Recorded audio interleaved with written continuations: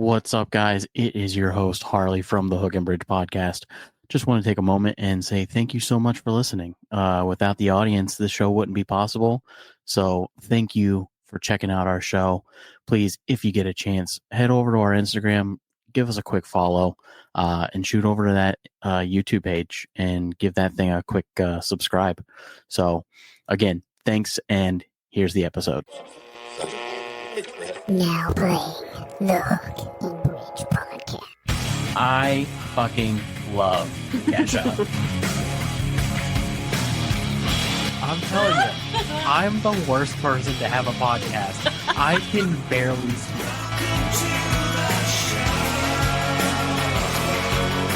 Oh my god, I love doing this!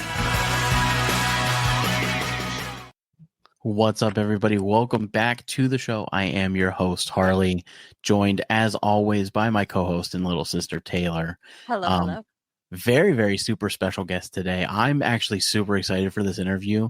Up and coming artist. The band is incredible. I really love the 90s alternative sound that you guys have mixed with some pop elements as well.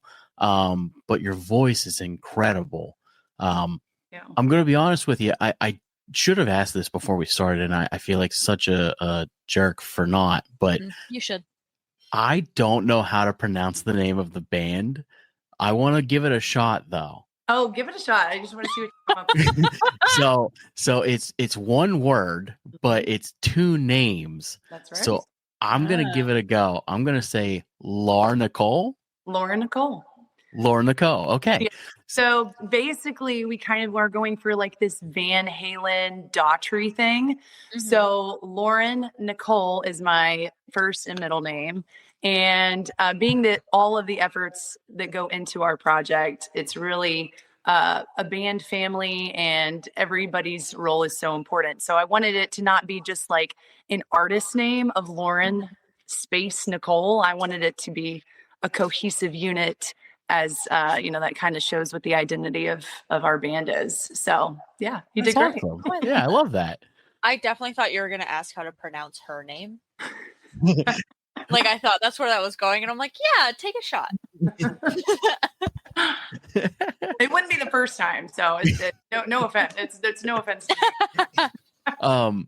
So we're gonna dive into the new EP momentarily, but I do want to talk about a little bit of your music history. So I know that you've kind of been involved in music for quite some time now, but I also know that when you were still in the womb, you seemed to also love music. You've told it before on other shows, but I think it's a fun one. So go ahead and tell us a little bit about that. Oh yeah, I feel like this is the story that never gets old. So if people are new to me watching this, then yes, this is my musical identity story, honestly. But my mother was 8 months pregnant, and she was sitting in front of they had a big boom box stereo system. I have no idea. This was the 90s. Who knows what they had? But basically, she was listening to Bruce Springsteen's Dancing in the Dark. Ironically, I start dancing in the dark, and I start kicking in her stomach to the exact beat of the song. So she was there is no, first she didn't believe it. She was turn it off and see if she keeps going. Turns the music off. I stop kicking. Turns the music back on. I start kicking again right to the beat. She's like, there is no way that this is not a musical child. So yes, it was definitely in the blood for sure. Incredible. So I love that story. I'm a new father. So my son is 1 year old. Thank you. But I was insistent as a musician on involving music throughout my wife's pregnancy, and as soon as he was born, basically. So one of my favorite hobbies is to put a vinyl on and listen to an album front to back. So when he was born, that's what we would do. I would hold him and kind of rock and bounce around and throw on different music. And he loves Stained. So I was really excited about that. Yeah. He loves Stained and he loves Snoop Dogg. Oh, Yeah, wow. those are his Yeah, two. that spectrum right there is just Yeah. wicked. I love that. That's good. A good appreciation of music is multi-genre faceted. So that's good. Big fan. The only thing I'm upset with is the Bruce Springsteen. There's so much music out there. Bruce Springsteen is what you dance to? I have no idea. I'm like, this story, like it could have been any song, but the fact that it was like dancing in the dark and I'm literally in the dark, it was just like the irony of that. I'm like, You're right. did you make that up? Like to make that story sound like cooler than what it actually is. She's just and been like, lying. no, I swear. I'm like, okay, that's pretty cool. Speaking of Daughtry, I recently went and saw Daughtry last week. Nice. Yeah. Incredible. I was so I was expecting the mom loving Daughtry of every mom loves Daughtry. Oh yeah. I was expecting that, and I got a completely different version of Daughtry that I didn't know existed. He has went full metal, and I am here for it. I love it. It's incredible. Yeah. The new album is incredible. Like full black tattoos. Yeah. He like unleashed his like alter ego or something. Right. A totally different Chris than we've known before. So he also has like every muscle known to man in that arm. It's wild. Like how much work goes into that? Like honestly, that's a lot. I don't have patience enough for that. Like I'm like, nope, I'm good. No. I'm A-okay. I'm A-okay. So I listened to your earlier stuff as well. And there's one song that I want to highlight that I absolutely adore. Okay. It's called What's Next. Yeah. I think that is such a fun song. Tell me a little bit about like the writing inspiration, because I know that you're like the primary songwriter. But that song is so vastly different than most of your catalog. Is the story deep on it? It feels like just kind of like you were writing towards the masses. So I really wasn't. It was kind of a weird writing. Honestly, I didn't think that song was going to make the album. So it was one of those songs, and not because that it is like, I would consider one of like our harder, edgier tracks. But it was a song that was really difficult to get an intro for. Number one, I had no idea how I wanted to get into the song. And the first, I think, part of the song that was written was the chorus. So I kind of started with the hook and then kind of had to like tiptoe around the verses. And then the bridge was something that came, I think, almost a year later from when I had the idea of like it was something that was like very much workshopped for a while. And my husband, who is the drummer in the band, Jim. Oh, nice. He was very instrumental, I shall say. Nice pun. Right? And keeping that song in the catalog. He was like, we have to finish it. We have to make that. There's just something special about the hook of that chorus. And like, we can't just let it fall by the wayside. So I kind of had it like in the back, like burner running because of that. And yeah, it just kind of morphed into this really big, epic, angsty track. And I had not released music for like 5 years. So when I wanted to release a new song, I kind of wanted to go like balls to the wall. And so that song was definitely a good like, hey, I'm back. You know what I mean? Like, so, but yeah, and I feel like it did its job with this in the scope of the album, telling the overarching story we were trying to tell with kind of like where it falls emotionally, in the bigger picture of it. But yeah, it was definitely single worthy for sure. Yeah. So are you involved heavily on the production side as well?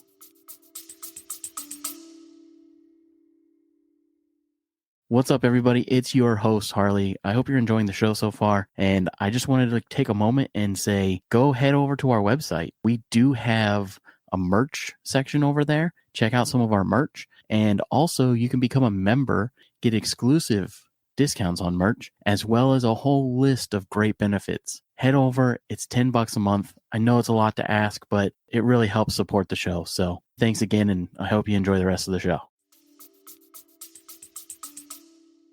Yeah, so everything that you've heard with the new EP and the album From Within, that was basically all produced by me and Jim, the drummer. So when we go into studio, we basically like have already cut a demo with the band before we go in, and collectively as a group, we kind of sift through parts. So when we go into studio, it's like we already have done this essentially. Right. So it makes that like process a lot more smooth, but I guess in a way we're all kind of producing it because we're all putting the layering and knowing the layering that's gonna kind of fit within the song. But yeah, as far as like what needs to come up in like the mix and things like that, we do have a lot of say. We are fortunate enough to work with a producer here locally. His name is Dick Hodgin at Osceola Studios. And he is a great producer, sound engineer. He's worked with major artists like Hootie and the Blowfish from like back in the day, like so many others that I can't even like name them all, honestly. But he is also the type that lets you drive. A really great thing to find if you can, because it allows you to kind of have your own creative input, but then also he has ideas that he offers that once he kind of gets a grasp for your vision, he's kind of like, hey, you know what? I hear a little bit of like this maybe, and this little special here that might just make it pop a little bit more. So like circling around to like what's next, that little like cut action in the bridge. That's what I was going to ask. Yeah. That was a Dick Hodgin idea, a producer idea that was just definitely needed. And he calls them specials, which I love because it is, you know, you don't want to, you put that on every single thing in a song, then it loses its magic and power. So, but yeah, so it's fun working with him because he has some really good ideas too. That makes so much sense too, knowing that he's worked with like Hootie and is more of a 90s guy, because that's such a 90s move. Like I assume he did it with like a toggle switch on the guitar. No, I think that was like manually cutting. Like really? Like chopping it out. Yeah. That's impressive. Yeah. That's time consuming. And he's quick about it too. Like what was so weird is he actually did that when I was laying down my vocal, which we hadn't like messed with like the instrumentation. So he's like, hey, I know you just like did the bridge, but like, hold up, I got like an idea. And so he's like over there, like surgically working, and he does it in like 20 seconds. He's like, okay, all right, now sing it. And I'm like, whoa, what is going on in my headphones right now? Yeah. That's awesome. As soon as I heard that, I was like, I love this song. I was like, I'm such a 90s kid. So immediately I was like, Pearl Jam, Audio Slave. This is like right where I want to be. So working with your husband that closely as somebody who produces a show with his wife, tell me how that is working out for you. Honestly, like he's my soulmate. Like this, it doesn't feel like work. It really doesn't. Like we do this because I've been doing music since now, you know, like literally before I was out the womb. And like he was the same with drums. Like there are baby videos that his parents like bought him these like little tiny Mickey Mouse kits, you know, and he's just like standing, not even like on a throne, just like standing, like hitting the cymbal, you know, like hitting the snare at this. And so yeah, it's definitely like kismet that we work together, and like we love what we do and we pour our heart and soul into like everything with the project. So for me, it's a treat because it's just like not everybody gets to have like a hobby with the person. For sure. You know? Yeah. Oh yeah, absolutely. Yeah. It's exciting. How long have you guys been married? We just celebrated our 5-year wedding anniversary. Oh, congratulations. Thank you. So, I believe, is this my 4th Taylor? Yeah. Yeah? This month? I also feel like you should know that information. Well, you know. She's not here. Yeah, like I feel like maybe we should stop asking me for the important dates in your life, and you should know that. You know how it is. You're supposed to know like my birthday, wedding anniversary, mom's birthday, Lindsay's birthday. Yes, Adam's that's my birthday. wife. Yeah. Adam's his son. You have a very important job, it sounds like. I do have a very important job. I have to text him and remind him to tell people. Yeah, I think the 22nd, isn't it? No, the 23rd. I know the day. 23rd. I know the day. October 23rd. Okay. Yes, it's 4 years. Yes. Yeah. Awesome. Well, congratulations. That's awesome. Thank you. Thank you. Let's talk about the new EP real quick. Yeah. So what do you think is like the standout song? Because I think I have a differing opinion. Okay. Well, so that's hard to say just because they are all three very purposefully different. Mm-hmm. So being that they are on an EP all together, I feel like they are all kind of standalones in their own vein, but collectively it's so difficult. Like I always crutch to State of Preservation just because it's very like in your face again. Yeah. You're out there, very catchy chorus, it's got a strong hook. But on the other hand, from like the commercialization and this like cinematic feel, I really feel like Here With You is the strong song on the EP. So I don't know. I'm biased. I wrote them all, it's tough. They're all my little babies. Yeah. So I was thinking you were going to go with Preservation, and my opinion was going to be Here With You. I think that song is incredibly written. Wow. Thank you. It's so reminiscent of Ironic. Yeah, as soon as it started, it was like a mixture between Ironic. Taylor, I know Taylor hasn't heard the song yet. Why are you calling me out like that? That's crazy. Well, Anyways, and it's not her fault. It's not her fault. She didn't know that we were even doing this show until today. That's on me. That's on me. I have inconvenienced your No, never. Oh my gosh, are you kidding? This is a blast. I'm excited. Yeah, that's completely my fault. It's been a busy week, so I didn't communicate very well. That's okay. That's okay. We're all here now. Yeah, but that song, Taylor, I think you would love it because it also reminds me of Breakfast at Tiffany's. Oh my God.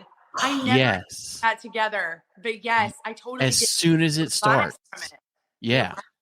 Oh, that's one of my favorite songs. That is such high praise. Like, thank you. And thank you for like bringing that to the table. Like, I can't wait to go tell that to the band and be like, they're going to be like, yeah, actually. Like, I'm honestly so excited to listen because we've had a lot of guests on, but I've never heard Harley be so genuine about being, can we put that out? Yeah. Oh yeah. Okay. Absolutely. But so genuine about loving the music that I'm excited to go listen to things. Well, you'll have to tell me. You have to message me on social. Yeah. Absolutely. Know what you think about 100%. It's incredible. And I love like obviously the three songs in question are all love songs from different perspectives, right? It's Love Yourself is right on the nose. Right. I feel like Here With You is kind of on the nose as well. That's love yourself, love your partner. Yep. And Preservation is loving your surroundings. Is that pretty close to? Yeah, like I consider State of Preservation like self-love.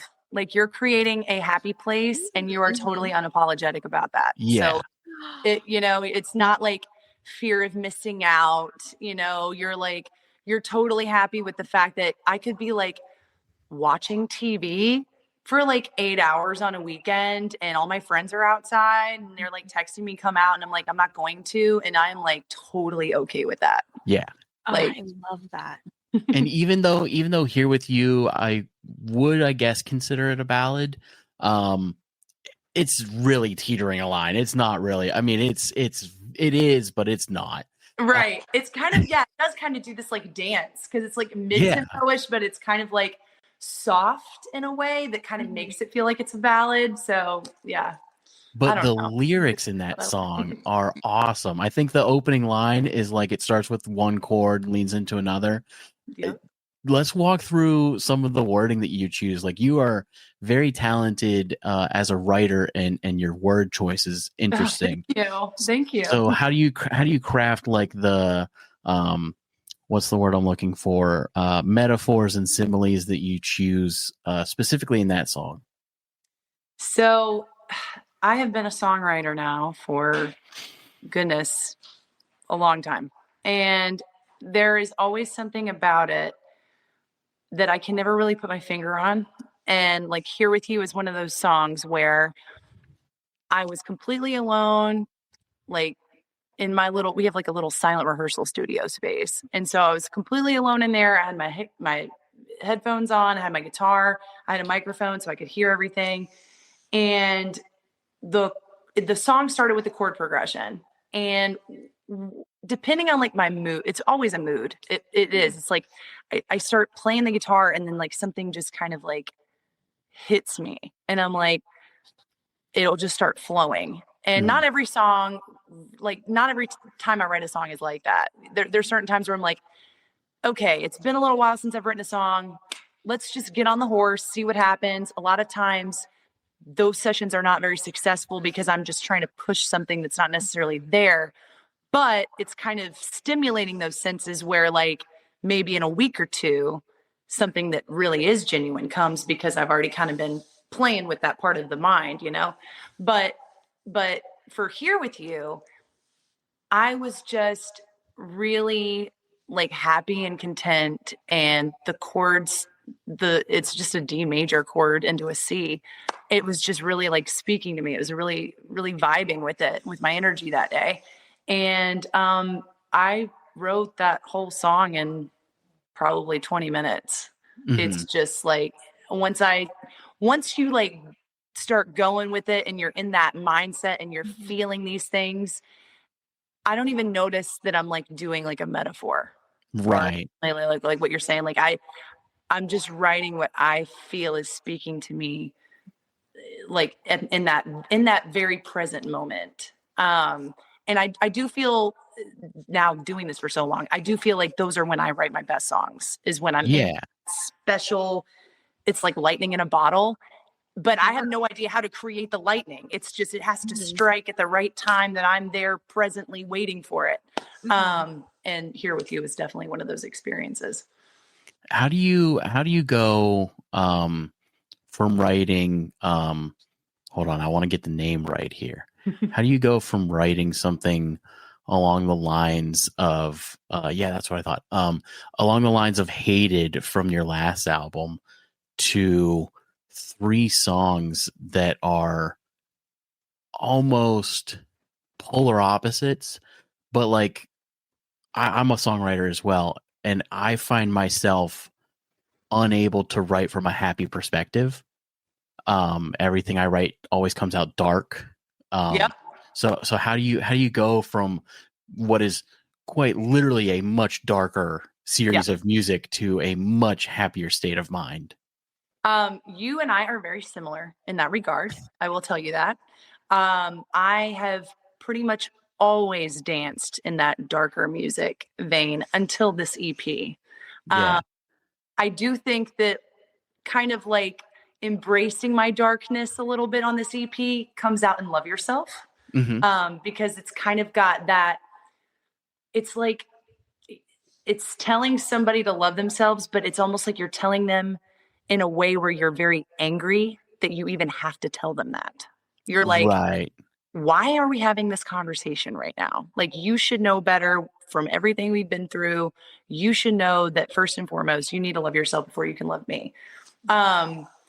So I very much empathize with you when you say the dark writing is kind of where that is where I like to go and veer in my normal writing. And it really wasn't, honestly, it was Jim. I mean, he was truly a proponent, because I told him that. I was like, how am I gonna like evolve as like an artist out of this mindset because I'm afraid that I'm going to write dark stuff, but it won't be genuinely dark anymore because I'm not really in that same headspace. So it's almost like writing the dark music out of a comfortability and not from actually what I'm experiencing now.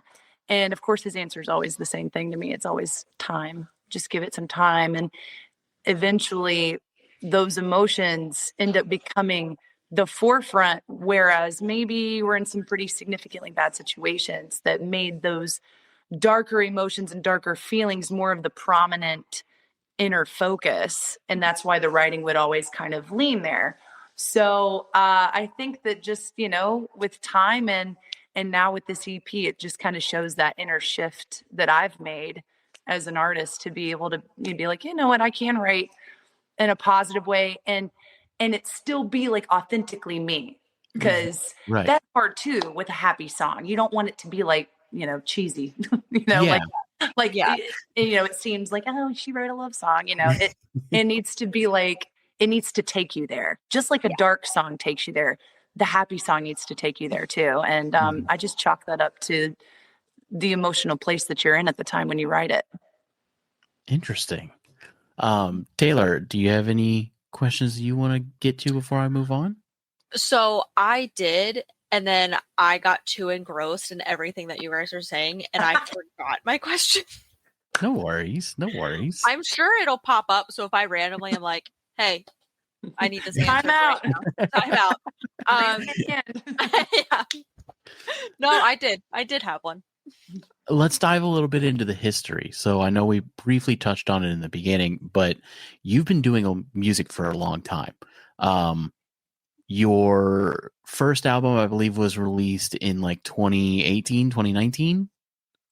From Within, yes. So before that, I did many little album EPs that I kind of like took offline. There's probably some traces out there of certain things, but none of those, I call them like versions of my artistry, weren't really, it was still like flicking ideas. It wasn't quite me.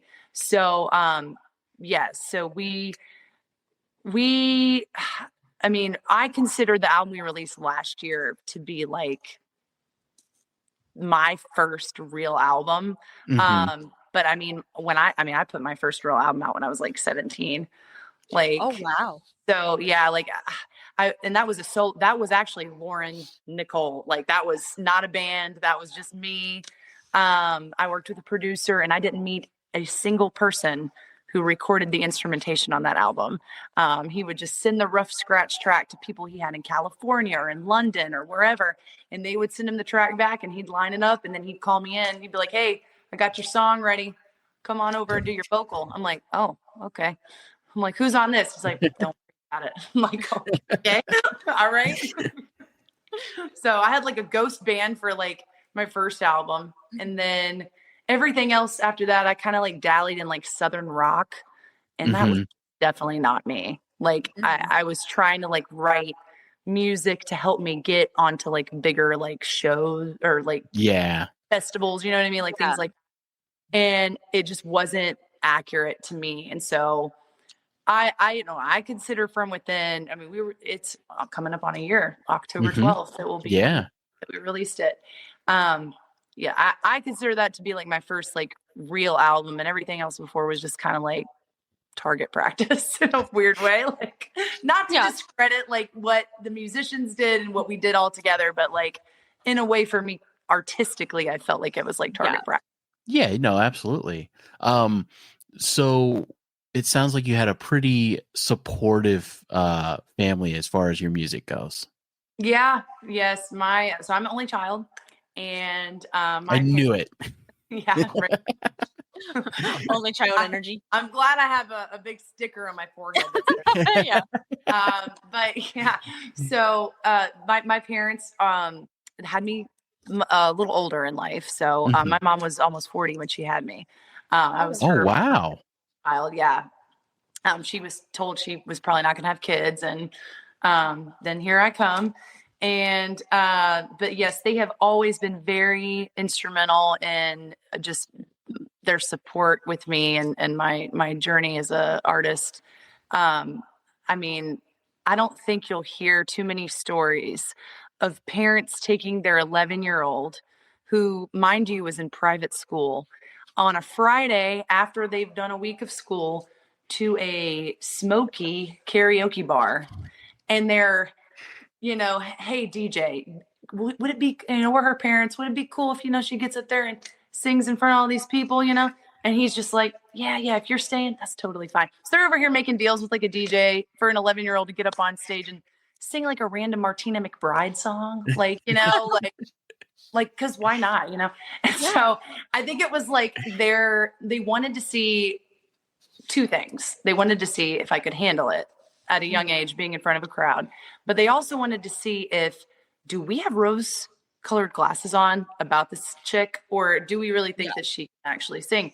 So, you know, two birds with one stone, but yes, that was the beginning of their support, you know, in my growth there with like stage performance and things like that. So, but yes, to this day, they come to most of my shows, and they're always, every time I get in the car with them, if we're like going out to dinner or something, I know that they're going to just immediately put on Spotify some of my stuff or have the CD in their car player. I'm like, here we go. Oh, so yeah, they're so definitely my biggest fan. Now, with all of that being said, what would you say is like your inspiration? Like what's the like artist that you would say you're inspired most by? So it changes, of course, with age. Absolutely. You know, when I was a kid in my karaoke bar days, I was very much a Christina Aguilera fan. Okay. So I would get up there and just start singing The Voice Within and trying to take on all the divas of the time, Whitney, Mariah, you know, trying to get up there. It had to be like the biggest song, like Go Big or Go Home every Friday at this little bar. But Christina Aguilera, I really appreciated, not maybe so much the music, but just the fact that she could really use her voice as an instrument and do all the runs and the range and everything. But it wasn't until I got older that I discovered Tonight Alive. But Jenna McDougall is the lead singer, and she is just, I don't even know how to put into words my respect that I have for her vocal ability, but her lyrical writing, and the fact that she was able to make an incredible record with Underworld with this pop punk element and just such an expansive vocal range too that is always just very impressive. And then she goes out and she does her solo gig called Heaven She, and it's not really pop punk, it's more of like it's got an alternative feel, but it's very original in the sense that it's like it's not confined to one specific genre. And so that is definitely an inspiration for me, because I don't want to keep writing the same thing over and over again. I always want to trying to write something different and be kind of expansive and push the limits where I need to push them and everything.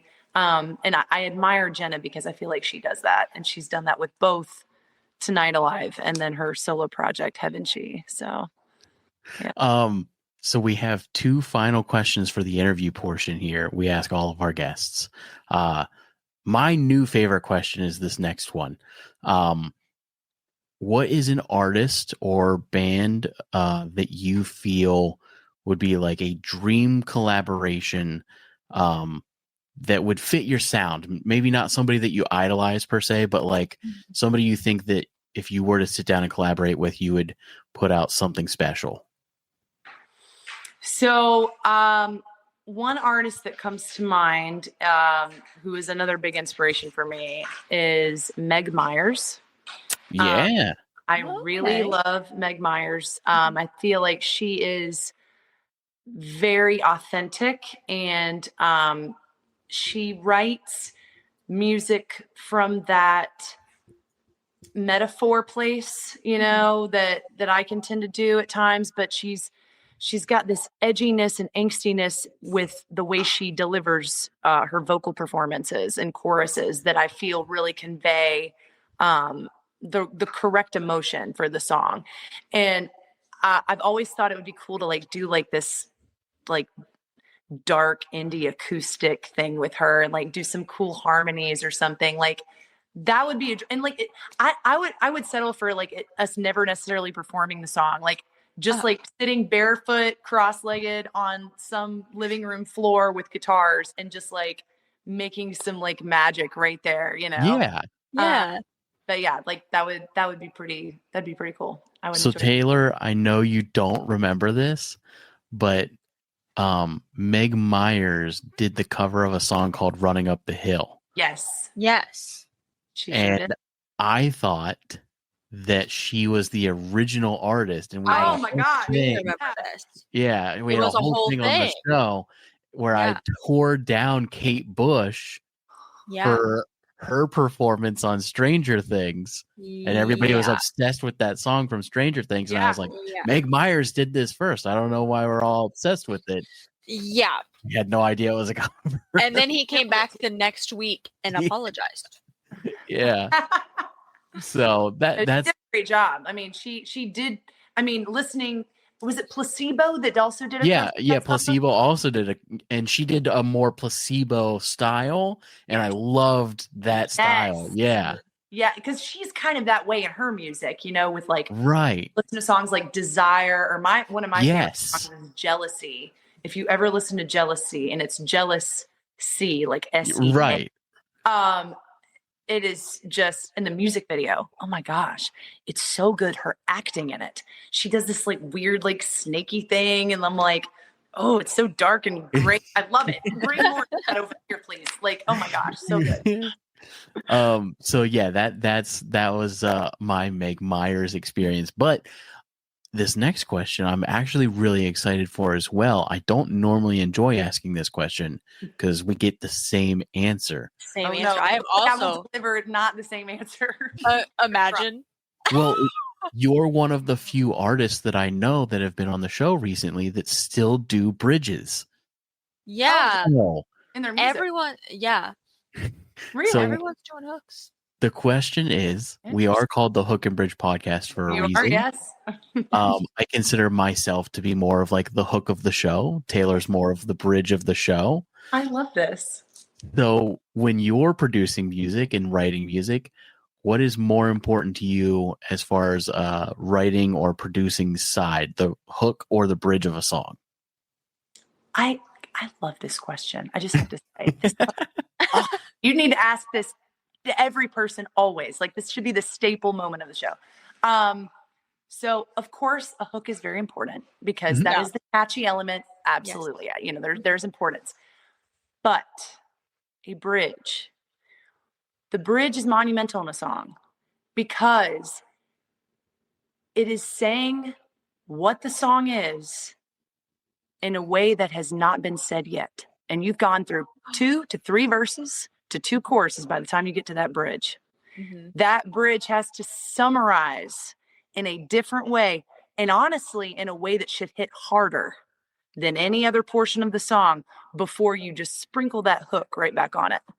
So I think bridge is probably, depending on, of course, the song, right? Not every song needs a bridge, but the songs that need a bridge, I think that's where the real power is.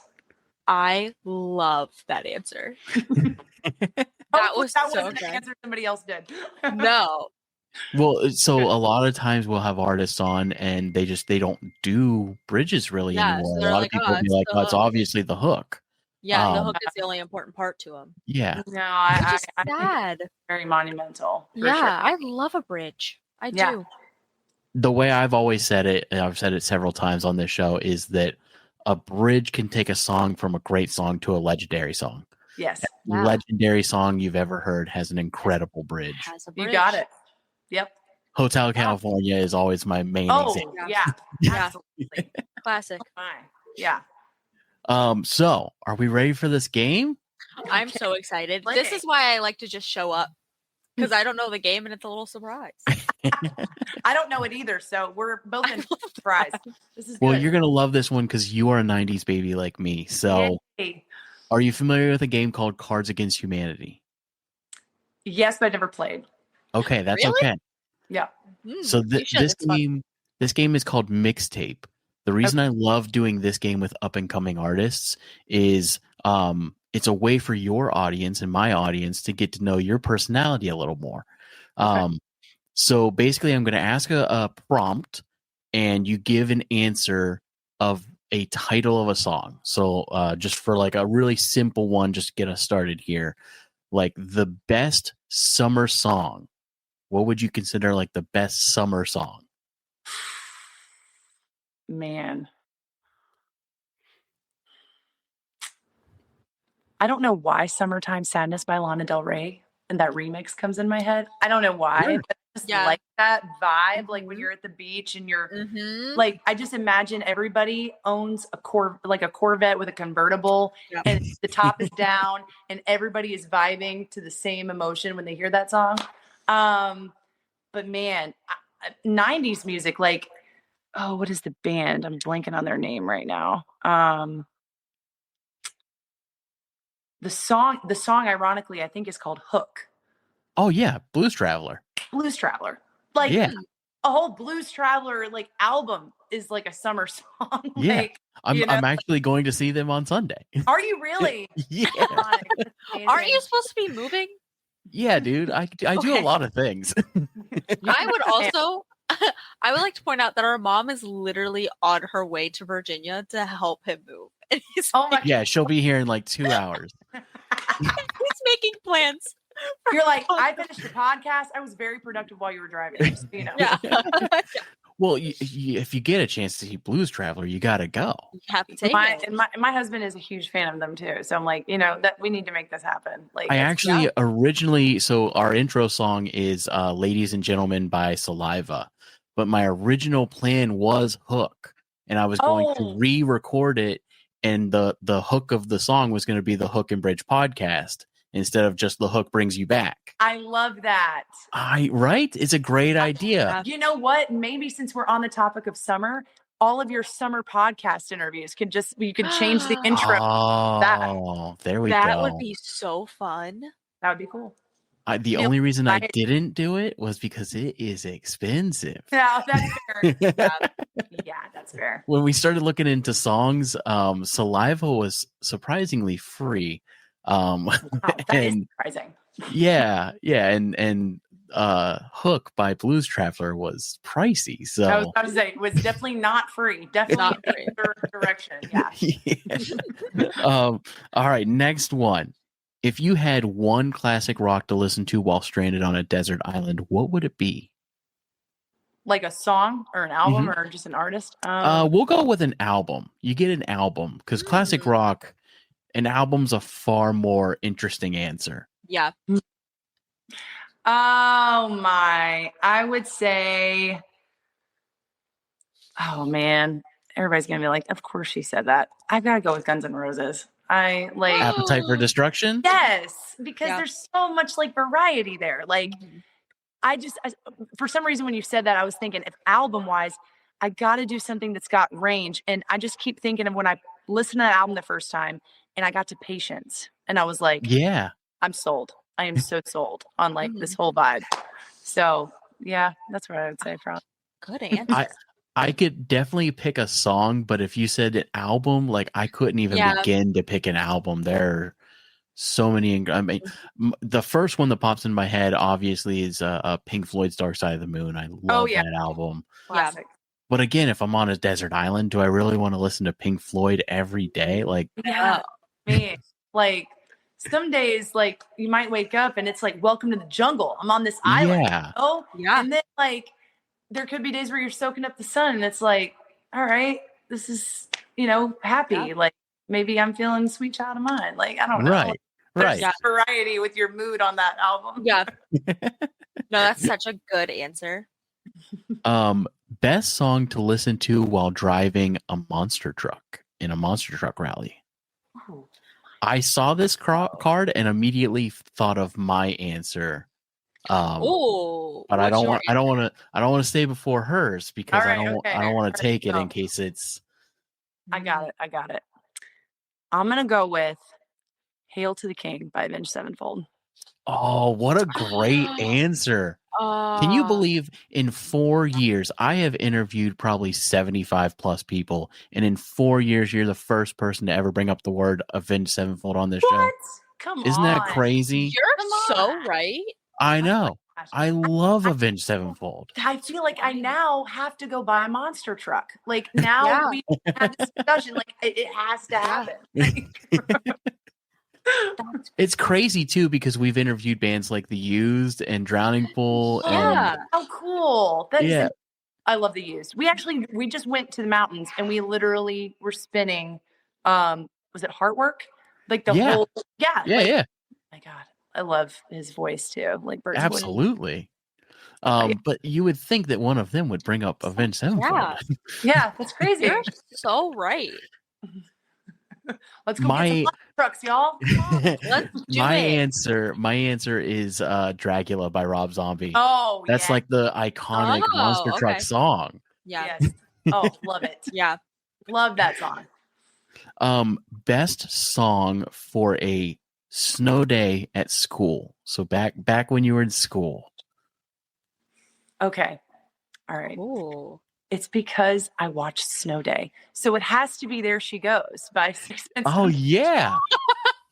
I love that movie. I haven't seen that movie in so long. When I think of Snow Day, I'm like, yeah, it's definitely Sixpence. Like it has to be. Like Snow Day was the one with where they make the snowballs, right? They have like the fort, they have the snowballs. Yeah, and like all I remember, because I was like a hopeless romantic. Oh, but like I just remember him like shoveling out the little whale that was on her like bracelet, you know? And yeah. I'm like, I think that's like when she like leaves or whatever, and he's like, there she goes, you know? It's it's like Sixpence is like such a depressing moment for that movie. And of course, me, the dark person, would be like, that's a great Snow Day song. That's a great Snow Day song. Getting the feels. Yeah, totally great. That's funny. Here's an interesting one. Best song for a woman's rights march. Oh. Ooh, that's tough. We need like a real like strong like feminist song. Yeah, I like, was gonna say like Roar by Katy Perry. Oh. Okay. I mean, you're gonna hear them roar. Like I was gonna say "Woman" by Kesha, but okay, all right, Roar, yeah. I was thinking Hailstorm. Anything by Hailstorm. Oh, I Am the Fire. Yes. Oh, there you go. Yeah. That would be great. Very good. I love Hailstorm. Me too. If you had one country song to listen to while on a desert island. Oh. So you get one. Desert. We'll stick with song. Okay. Deserted. Okay. Yeah. Yeah. That because it changes the song. What Hurts the Most by Rascal Flatts. Oh wow. Because I'm in pain. I'm on this island. I'm like, I'm just gonna be depressed and listen to his voice the whole day on this repeat of this one song. Life is a Highway, also the Rascal Flatts version. The happier version. Yes, but I'm dark. I'm messed up. That's just the so movie funny. Cars on repeat. Yeah. I just like the first line of that song. I can take the rain on the roof of this empty house. There's no house. I'm on a desert island. I'm already like, yeah, really? You're just taking the rain. Give me a house with a roof. Every time I hear that song, I just think of the music video and how crazy the music video was. I don't even remember it. What did they do? It's about like somebody's boyfriend dying in a car crash. I suddenly regret mentioning the song. It was crazy, but it didn't have anything to do with the song or the premise of the song. It was like, why are we showing like this tragic car crash? You know, this is sounding very familiar now. Isn't like the band shots? Aren't they like performing in the rain? Yes, yeah. And then she's like in the house and she's like staring at the photograph, and like he gets in this horrible car accident and it has nothing to do with the song. That is wild. That's the 2000s. Idea Dude, the 2000s, like CMT in the 2000s was wild. It really legit was. Like we were obsessed in the 2000s with Jack Ingram's version of Lips of an Angel. Yeah. Oh yeah. And it was just a song about cheating on your wife, like full on. Like listen to it today, actually. Yes, it's bad. No, and then what about what was the other one that Hinder did? Get Stoned. Better Than Me. Oh, Better Than Me. Yeah. About him with the chick in the dressing room and stuff. Yeah, like, yeah. What you guys are like writing in this very, very specific vein. Like, yes. Like, expand your range just a little bit. A very niche population for that. Very niche. Yes. Yeah. Well, some would argue maybe not that niche. That's fair. I wonder if he was married when that album came out.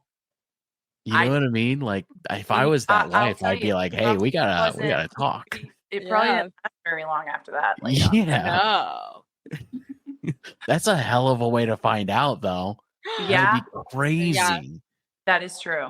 Unless, like, I think she was just oblivious. She listened to the album. She's like, "It's great." Yeah. So, first song you knew that you would get in trouble for listening to. Ooh. So that's a difficult.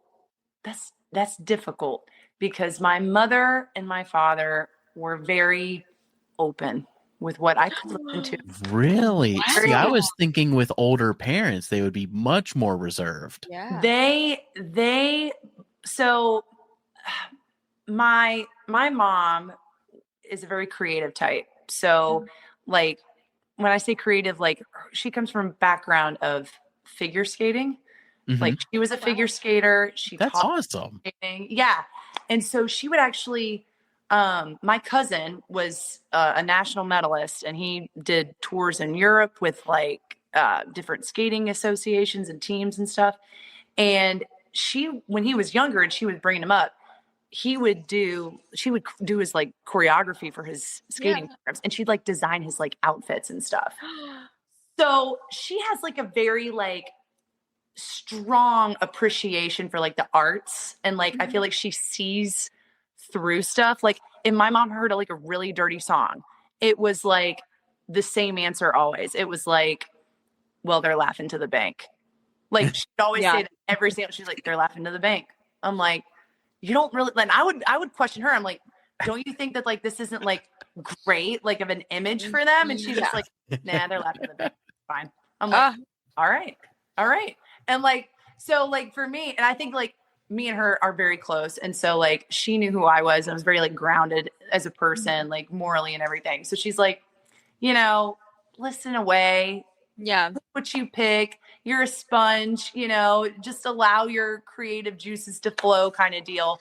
So I mean, I was listening to Christina Aguilera's Stripped album, which I mean, songs like, yeah, us down and like, I mean, she's got some like Spanish songs in there that are a little bit spicy and like on the heavy spice side, if you know what I'm saying. And I'm like, over here just like belting them out in the car, just like vibing out. And she's just like, that's good. Your range is really improving on that one. I'm like, so now this isn't one of the prompts, but now I have to ask, like, we've all been teenagers before. Your mom was far more open-minded than my mom. So now there has to be a moment, a song that your mom listened to that she was definitely far too old to enjoy that had to have embarrassed you. There's got to be one that you're just like, oh, no, Mom, you can't be into Tupac right now. Like, I think, honestly, for me, like in middle school, oh, God. It was My Humps by Black Eyed Peas. I'm like, that's great. That's great. Song. Like, gosh. She's like, but it's kind of catchy. I'm like, oh God, help me. Like, oh my God. Like, I hated that song because all of my middle school friends were just like, yeah, this is like a dirty way for us to like say dirty things without being like, really overly provocative about it. And I'm like, no, this is not good. And then my mom's it's like, not a good song. I played the song for my mom and she's just like over here, like double barreled laughing her butt off. And like, and then we have the same experience with Beep by Pussycat Dolls. Remember that gem of a Oh song? yeah. So I would say definitely those were like, okay, all right, well, that happened. That just happened. That's like when Taylor, you remember when Mom got obsessed with Whistle by God. Florida Georgia Line? And had no idea, legitimately Oh Lover. wow. thought it was about whistling. Do you remember Oh, that when we yeah. had to have that conversation Yes. and it's not what it was about? She was like, "What do you mean?" And I was in high Oh, school. man. I was like, "There's Yeah. no way that I have to explain this to you right now." Taylor, She was obsessed with that song. speaking of embarrassing high school moments, Yeah. what was the most embarrassing thing for you that I listened to when you were in high school when I would come and pick you up from school? Oh. Was there ever a thing where you were like, So- I don't want to walk to the car right now? Oh, God. I'm gonna say something, and I don't want your ego to get big. Okay. Oh, I feel okay. like Well, collectively we should take a deep breath. yeah, no, totally. My head Yeah. won't get any bigger, Yeah. I promise. I wanted to be you so bad because you were Aw. the coolest person to me. So I was never embarrassed. I was That like, is yeah, like blare the it. sweetest thing ever. That is Yeah. really like the sweetest thing ever. Yeah, Oh, because he God. would pick me up in his little, what was it? What car was it? It was a 93 Firebird. Firebird. It was a 2-door and it sat so Yeah. low, and he would be blaring all kinds of music. Nirvana, Oh, yeah. Here Come the Mummies. What's Yep, the other yep. one? Electric Six. Electric Six, Six, that was a big one. Metallica. Heck yeah. Yeah, and I just thought you were so cool, and I was like, "This is awesome! That this is my ride home. Like that's sick." You're like, Anyways. you're like walking away from your friends and you're like, that's my brother. That's my brother. That. Yeah, That's I pretty also- cool. didn't have friends, so like take that as you will. You know what I mean? Yeah. Girl, you and me are covered in the same cloth. Legit. Yeah. Like Yeah. the I feel like the original people, you know what I mean? The- Yeah, We just, you know, and, where and the it's bridges. okay, you know. There was Yeah. like a few years where we were just like, you know, it's a little sad. And then we're like, you know what? I wouldn't have it any other way though. Yeah. Like, I truly. enjoy. Like, I am unapologetically myself, and I love that. and I love that because I'm the same way. Yeah. So Exactly. This is a great show. I'm having I'm such having a fun really time. good time. I know me too. Like, This is fun. All right, we have one more. Ooh. ooh. Oh wait, no, we already did that one. Oh, we're out. no. That's it. That was No. it. I'm so sorry. That's so sad. That's crazy. I almost asked you what your favorite summer song was again. Oh, we already knew. Oh, Blues Traveler. I got it right this time. Good job. Well, Lauren, thank you so much for coming by and hanging out with us. Oh, thank you for having me. This has really been a lot of fun. Now, are you doing any touring? No, we're kind of staying local to Raleigh, North Carolina right now. I mean, if we You're do Raleigh local. say that again. You're from Raleigh. Yeah. She's so close to you. You're I'm like jealous. 4 hours away. Oh, wait, where are you? I'm like Virginia Beach area. Oh my gosh. Yeah. Like this is like great. Yeah. We're Yeah. like So jealous. neighbors. Like, Yeah. I feel like my two friends are being best friends together, and I'm in a different state. That's Yeah. great. Taylor's in Florida. I'm in Oh, Florida. you need to come up this way. It's I okay. agree. Yeah. Come up this way. Yeah. It'll be good. It'll be good. But no, like if we do any touring, I would say, you know, we all kind of have like day jobs and, you know, roots and stuff. Yeah. So our passions are really just putting out music that we feel and getting into studio and releasing stuff when we can. And we, of course, perform locally, but like if we were to expand, I think it would be more on like a regional level, like Mhm. Yeah. maybe coming to your neck of the woods at some Yeah. but yeah, and sky's the limit, you know. I can never, it's such a difficult question to ask because I never know where this crazy musical path will take me. But Yeah. we're so open-minded to and, you know, the opportunities that may potentially arise. So nothing is Right. limits. Yeah. Well, the EP is called Preserve Love Here, right? Yep. And I absolutely love it. I love all of your guys' work. I truly, I love the EP, but I do think From Within is such a phenomenal album. I know we didn't dive super deep into it because I wanted to focus on the EP, but if you're listening, definitely go check that one out because I think front to back that album's awesome. So thank you. Thanks for keeping rock alive, by the way. Yeah, you know, absolutely. That's what I'm here for. I will never not do that. Yeah. All right. Well, it has been an absolute blast. Thank you so much for joining us, Lauren. Fun. Thank you both. Take care. All right. All right. We'll see you. See ya. Bye.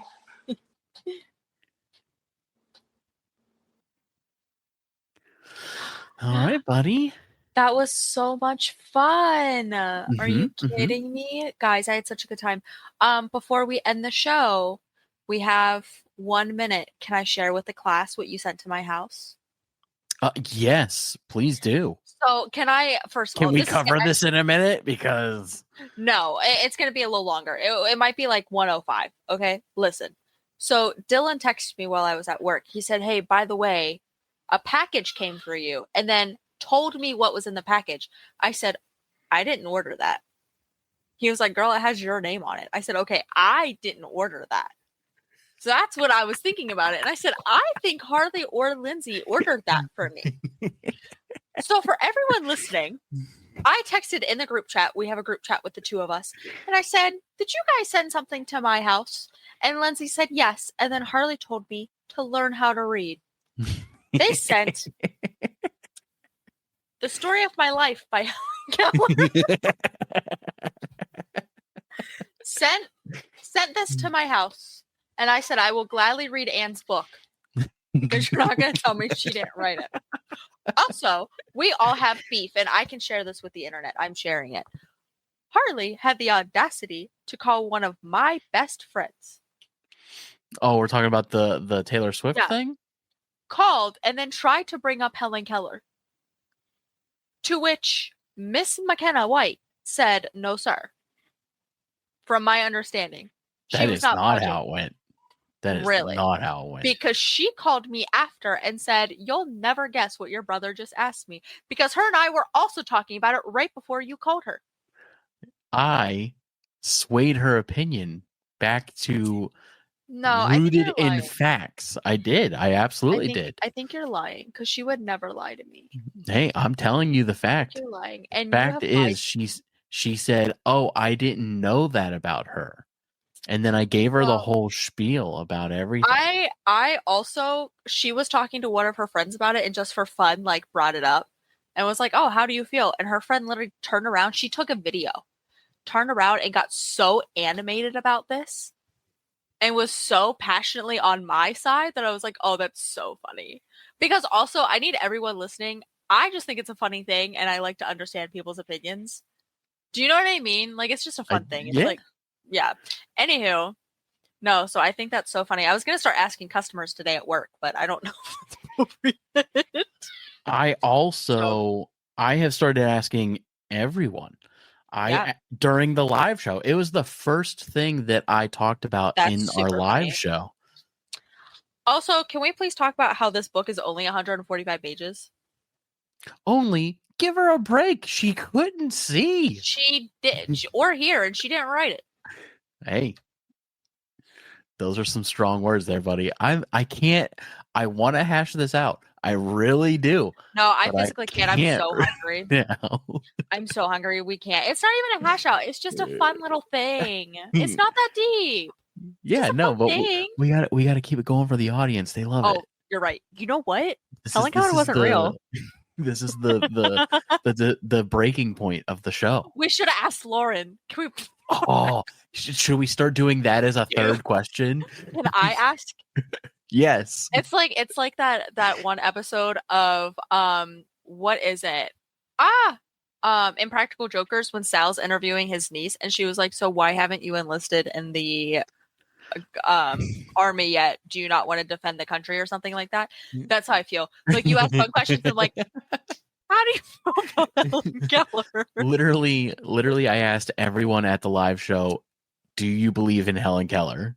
That's not the question though. And then this one lady goes, wait, like as a person? She was a real person. And I was like, no, do you think like all the stuff she did was real? And she was like, oh yeah, no. Anyhow, we should ask Lauren. That's crazy. Oh, We'll have her dude. back on just for that question.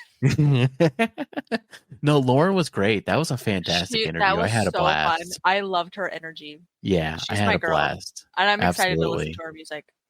Dude, I All hope right. you love it. I think it's super good. I'm like genuinely like really excited to go listen to it. Hell yeah. Anywho, okay guys, I hope you enjoyed today's episode. Give it a big thumbs up, subscribe, and don't forget to hit that bell notification so we can be notified every time we post. Wait, hang on. So you can be notified every time we post a video.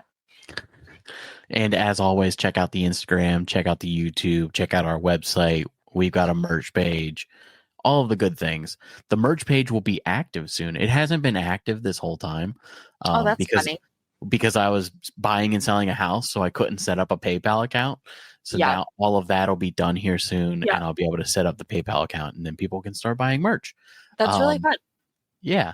But also, the next time we do this, I'll be in a new location. It'll be brand new. Exciting. Yeah. I love that. All right, I heard that your baby was baffled that everything was out of your house. That's he came in and he was like, He came in and Lindsay said he kept going, it's not more than there. Anywho, dude, he's gotten so fun. He was really fun. When she called me, his little face, I said, "Hi, buddy." He went. He also has started saying no, but like going like this, like understanding. Like if I'm like, "Hey, do you want this?" He's like, "No, not really, dude." He said chicken. Yeah, his vocabulary is getting pretty good. I think that's because of me. Not to brag, but I talked to your baby nonstop for 8 months straight. I mean, time he woke up until he went to bed, I talked to that baby. There you go. Yeah, he went chicken, and I went, huh? That's a 2-syllable. Anywho, all right, let's get off here so you can go eat dinner. All right, buddy. Thanks for hanging out. I'll see ya. Okay, bye. Thanks for listening to the Hook and Bridge podcast.